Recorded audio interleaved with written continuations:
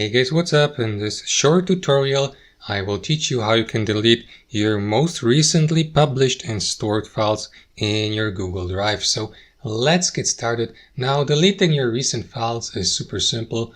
All you need to do, guys, is head over to this folder here or section of your Google Drive here to the left, recent, and select the file with your right mouse you would like to delete and select move to trash from that drop-down menu. To speed this up, you may also bulk select multiple files by simply holding your left mouse and by drawing a square like that to mark multiple of them. And after that, guys, remember that your deleted files have been only moved to the trash folder. They haven't been deleted or removed permanently. So to remove them permanently, head over to your Google Drive's trash folder and select any file you would like to delete permanently from your Google Drive. And that's basically it. Thanks for watching and have a wonderful day.